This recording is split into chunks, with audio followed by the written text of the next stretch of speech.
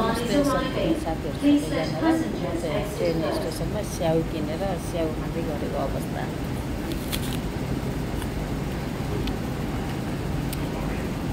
लास लाग्यो मान्छेले हेरिरहेको।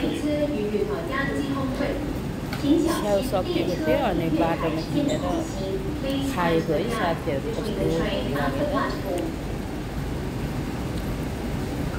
दिनको एउटा एप्पल खाने बानी छ अनि त्यो भएर किनेर ट्रेन स्टेसनमा स्याउ खाँदै गरेको किनेर है साथीहरू।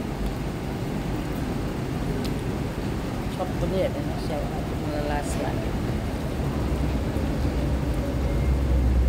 कस्तो शरम लाग्यो साथीहरू मान्छेले हेरिरहेको।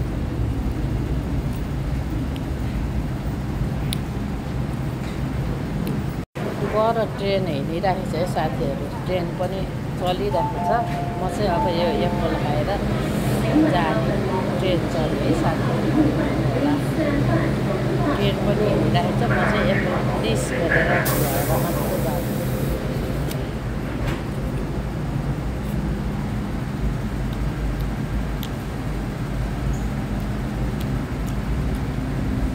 ट्रेन हिँड्यो है साथीहरू।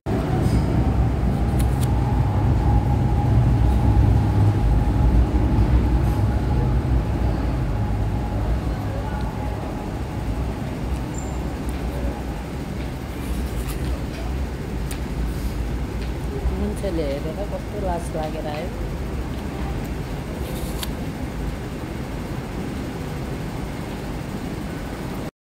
जहिले स्याउ खानुपर्छ है साथीहरू। एकदम राम्रो हुन्छ स्याउ।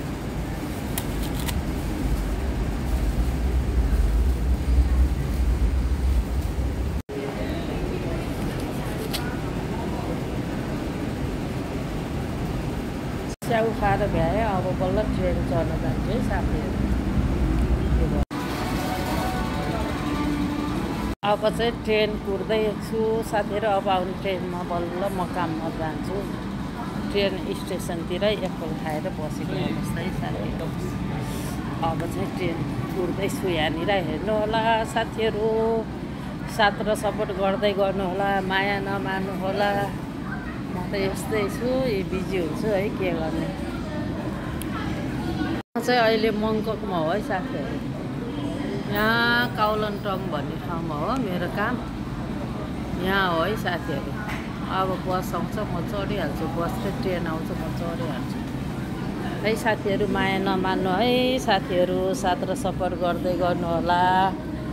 के गर्नु र विदेशी जिन्दगी हो। बिजीको बिजी भइन्छ।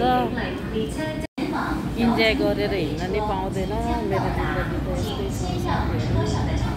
कामको घर घरको काम हेर्दाखेरि इन्जोय गरेर हिँडेको जस्तो देख्छ मान्छेहरूले। आफू त यस्तै हो।